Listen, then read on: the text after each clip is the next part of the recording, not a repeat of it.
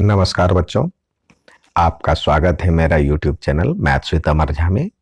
आज हम class 9th का गणित का वर्कशीट संख्या 94 लेकर के उपस्थित हूँ। यह दिनांक 21 फरवरी 2022 के लिए है। हमारा टॉपिक है वृत्त। ये चैप्टर नंबर आपके बुक में चैप्टर नंबर 10 है। ये वर्कशीट संख्या 64, 65, 66 और 67 की पुनरावृत्ति है। तो आइए प्रश्नों को देखें। सबसे पहले कह रहा है 4 सेंटीमीटर की त्रिज्या लेकर के एक वृत्त खींचना है। तो हम एक वृत्त ले लेते हैं 4 सेंटीमीटर त्रिज्या। आपको कंपास से 4 सेंटीमीटर की त्रिज्या लेकर के एक वृत्त बनाना है। अब इस पे कह रहा है एक वृत्त के बाहर भाग पे और वृत्त के अंदर, अभ्यंतर यानी अंदर। तो ये वो तो केंद्र है, तो ये हो गया अभ्यंतर में हो गया। और आप कोई और भी बिंदु ले सकते हैं वृत्त के बाहर भाग में ये P ले लेते हैं। बाहर भाग में एक बिंदु P ले लिए। वृत्त पर स्थित यहाँ पे हमने ले लिया M ले लिया। ये वृत्त पर स्थित बिंदु हो गया। अब कह रहा है लघु त्रिज्यखंड दर्शाने के लिए, तो दो त्रिज्याओं और बीच के दूरी को मिला दे, बीच के चाप को हम कहते हैं। अब जैसे ये हो गया लघु त्रिज्यखंड, ये यहाँ पे आप L नाम दे दे, तो ये हो गया लघु त्रिज्यखंड।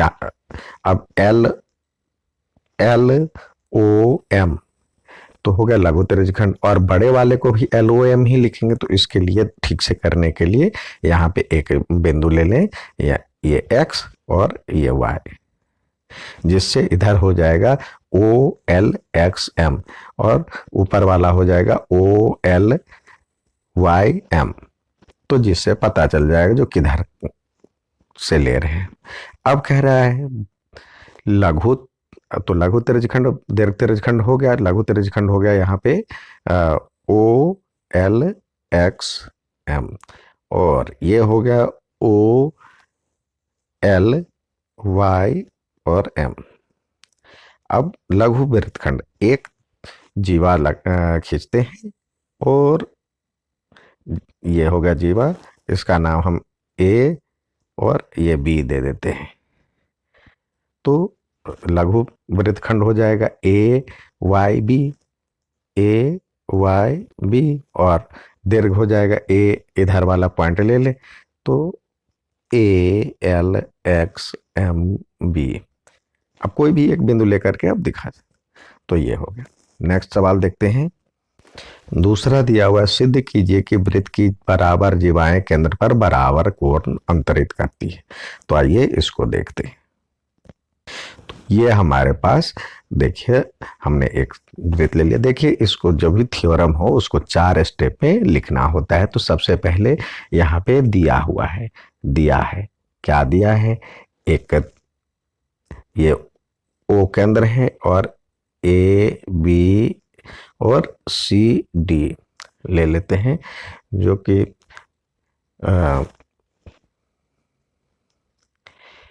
AB तथा CD वृत्त की दो जीवाएं हैं।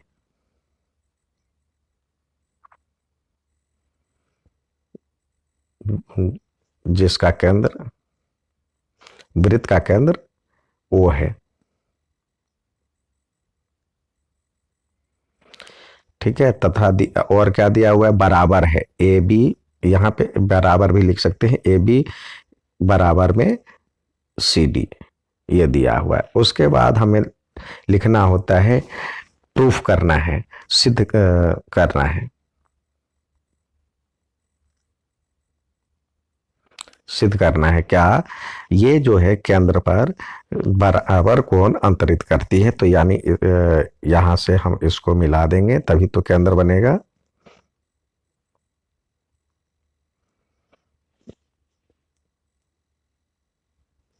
यानी ये कोण बराबर में ये कोण, तो हमें सिद्ध करना क्या है, AOB equal to COD, COD। चलिए, उपपत्ति मिलाने के लिए एक और आता है रचना करना, तो हम पहले ही मिला दिए हैं, तो आइए उपपत्ति चलते हैं सीधे। त्रिभुज AOB, AOB तथा त्रिभुज COD में क्या देखते हैं, ये और ये बराबर होगा, तो लिखें इस AO, सॉरी इधर से लिखें OC लिख रहे हैं, तो या AO इजकल टू OC लिख सकते हैं, AO इजकल टू OC। ये और ये बराबर है क्योंकि त्रिज्या है, और OB इजकल टू OD, ये त्रिज्याएं हैं, ये दोनों त्रिज्याएं हैं। साथ ही AB इजकल टू CD ये दिया हुआ है, AB इजकल टू CD ये दिया है। तो इससे क्या हो गया, ये दोनों जो है त्रिभुज सर्वांगसम हो गया, AOB सर्वांगसम है त्रिभुज COD के। किससे हो गया, SOS से, सॉरी SSS से, SSS नियम से। तो इसका मतलब CPCT से ये बराबर में ये, तो लिखें angle AOB equal to COD। किससे हो गया, CPCT से। तो यही तो प्रूव करना था, प्रूव्ड। नेक्स्ट सवाल देखते हैं। तीसरा दिया हुआ है, यदि दो वृत्त एक दूसरे को दो बिंदुओं पर प्रतिच्छेद करती है तो सिद्ध कीजिए कि वृत्तों के केंद्र उसके उभयनिष्ठ जीवा पर लंबसम द्विभाजक होगा। तो सबसे पहले आपको दो वृत्त लेनी है, एक वृत्त ये ले लिए और एक दूसरा वृत्त लेते हैं जो एक दूसरे को दो बिंदुओं पर प्रतिच्छेद कर रही है। ये दो बिंदु पे प्रतिच्छेद करिए, एक ये और एक ये। इसको मान लेते हैं A और इसको मान लेते हैं B, और इसका केंद्र ये है, अलग अलग है, O और O डैश ले लेते हैं। तो जो हमने लिया है वो गिवन है, तो लिखें दिया है में क्या, दो वृत्त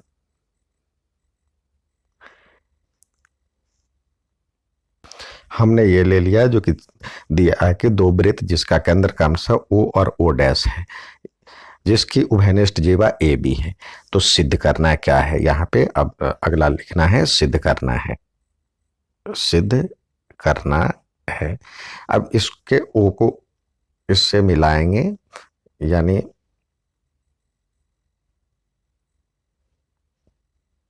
लिखेंगे सिद्ध करना है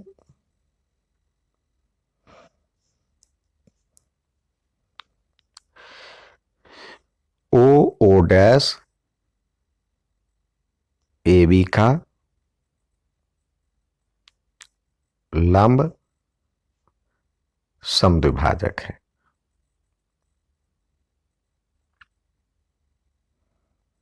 ये प्रूव करना है, ठीक है। यानी ये लाइन जो है इस लाइन का लंब समद्विभाजक है। तो इसमें हम अब रचना करते हैं, ये तो होगा गिवन। अब रचना वाला पार्ट, रचना, इसको मिलाते हैं, OA OB O dash A O dash B को मिलाया, आपस में मिलाते हैं। अब चलते हैं, मिला दिए, अब चलते हैं त्रिभुज ये O डैश तथा OB O डैश तथा OB O डैश में, इस त्रिभुज में चलते हैं। तो यहाँ पे हो जाएगा OA इजकल टू OB, ये दोनों उसी की त्रिज्याएं हैं, और O dash A is equal to O dash B, ये भी त्रिज्याएं हैं, लिख सकते हैं। एक ही त्रिभुज की, एक ही वृत्त की त्रिज्याएं हैं, एक ही वृत्त की त्रिज्याएं। अब इसके बाद क्या हो गया, O O dash, O O dash is equal to O O dash, ये तो उभयनिष्ठ हो गया, तो इसका मतलब त्रिभुज ओ ए ओ डैश और सर्वांगसम हो गया त्रिभुज O B O O dash के, यानी ये त्रिभुज इस त्रिभुज के सर्वांगसम हो गया। तो लिख सकते हैं S A S S S rule से, एस एस एस रूल, ठीक है। तो सीपीसीटी से क्या हो जाएगा, ये एंगल बराबर में ये एंगल, तो लिख सकते हैं यहाँ पे एक दूसरे को एम बिंदु पर प्रतिच्छेद करते, ये भी लिखना है। ये एम, यहाँ पे हम एम दे देते हैं, जिससे एक दूसरे को एम बिंदु पर प्रतिच्छेद करती।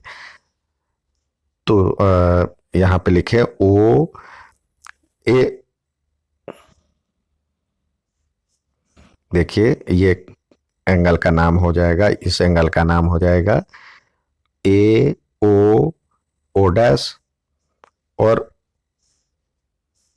ए ओ ओ डैश बराबर में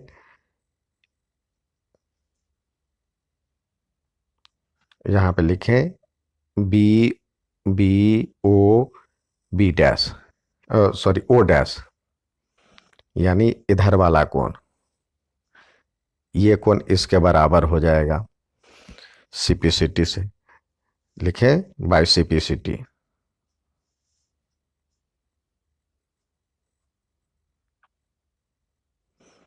अब अब चलते हैं, देखिए ये कोण इसके बराबर हो गया, अब यहाँ पे एम बिंदु पे एक दूसरे से मिल रहा है, तो अब चलते हैं इस त्रिभुज में और इस त्रिभुज में।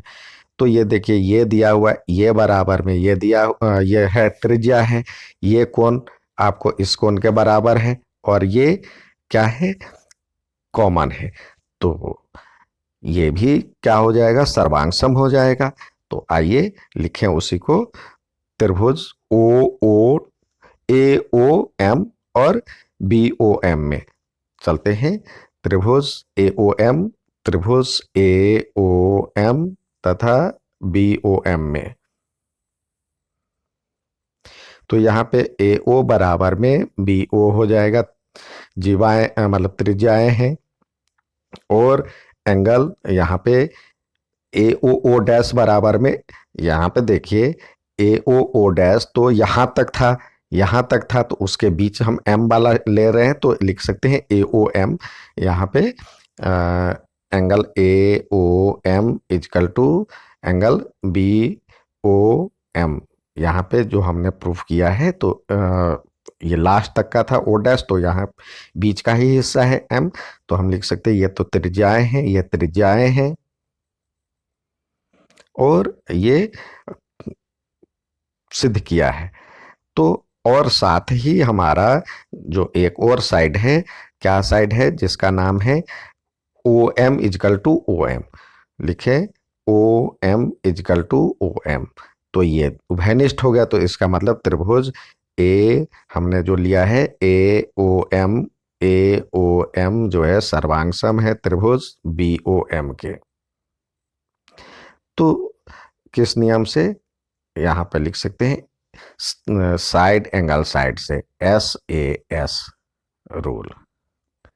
तो इससे ये हो गया कन्ग्रुएंट। अब सीपीसीटी से क्या हो जाएगा, यानी सीपीसीटी से हो जाएगा, देखिए इससे हो जाएगा सीपीसीटी से ये बराबर में ये, और साथ ही ये कोण बराबर में ये कोण, तो लिखेंगे यहाँ पे हो गया A M is equal to B M, और A angle angle A M O is equal to angle B M O CPCT से। लेकिन ये कोण और ये कोण मिलकर के तो 180 होता है। तो लिखें, लेकिन angle A M O is equal to A M O plus B M O is equal to 180 degree. तो इसके बदले हम ए एम ओ अलग रख सकते हैं। तो A M O plus A M O is equal to 180 degree. तो 2 AMO इजकल टू क्या हो जाएगा, 180 बाई 180, तो AMO हो जाएगा 90 डिग्री और बराबर भी है। तो इसका मतलब ये क्या हो गया, ओ यहाँ पे लिख सकते हैं जो ओ ओ डैश ए बी का लमसम विभाजक है।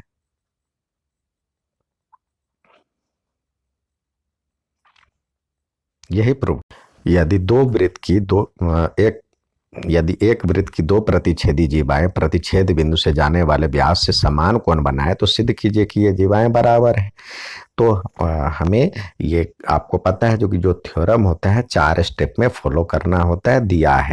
दिया है में आप लिख सकते हैं जो कि ये एक वृत्त की का केंद्र O है, जिस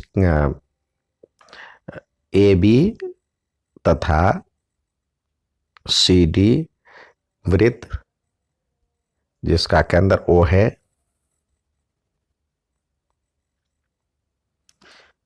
की जीवाएं हैं। अब हमें दिखाना क्या है, यहाँ पे ए हमने लिया है, तो हमें दिखाना क्या है, प्रूफ करना है, सिद्ध करना है। तो यहाँ पे एक और चीज दिया हुआ है, ये दिया हुआ है ये एंगल बराबर में ये एंगल, यानी A O sorry B B यहाँ पे लिखें B A D equal to angle C A D. सिद्ध करना क्या है, सिद्ध करना है A B equal to A C. यहाँ पे सी डी नहीं ए सी है, ए सी जीवा है। अब ये सिद्ध करना है, तो आइए इस पे एक रचना का पद डालते हैं। यहाँ से हम एक परपेंडिकुलर डालते हैं यहाँ से, और इससे ये डालते हैं। तो ये लिखें रचना में, रचना किए, यहाँ पे m डाल देते हैं, यहाँ पे m डाल देते हैं। तो O M perpendicular to A B तथा O N perpendicular to A C. आइए अब सिद्ध करते हैं, उपपत्ति जिसको कहते हैं। तो हम चलते हैं ये त्रिभुज में, ये त्रिभुज और ये त्रिभुज में। तो लिखें त्रिभुज ए एम ओ तथा बी एम ओ में, बी एन ओ में। यहाँ पे आपको दिया हुआ है एंगल, यहाँ पे आपको दिया हुआ है जब ये कोण है तो इसके लिए हम लिख सकते हैं A sorry M A O is equal to, यानी ये कोण, और इसमें लिख सकते हैं N A O, N A ओ ये दिया हुआ है। साथ ही हमने ये 90 डिग्री डाला है, ये हो गया आपका A N O A M ओ, यानी ये एंगल बराबर में ए एन ओ, ये 90 डिग्री है, ये गिवन था, दिया है। साथ अब देखिए, और ये ए ओ इजकल टू ए ओ ये कॉमन है, तो इसका मतलब क्या हो जाएगा, AAS भी एक कॉन्ग्रुएंसी है, तो ये लिख सकते हैं angle AMO is congruent to angle BNO. SAA या AAS लिख सकते हैं, AAS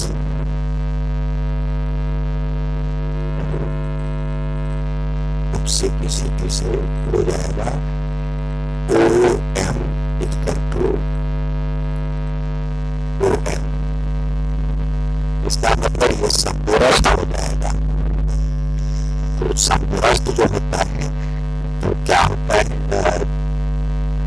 ये एक दूसरे से समदूरस्थ यदि वृत्त की दीवारें केंद्र से समदूरस्थ हो तो ये दीवारें समान होती है। इसका मतलब A B equal to CD लिख सकते हैं, क्योंकि वृत्त के समान होने से केंद्र से समान या समदूरस्थ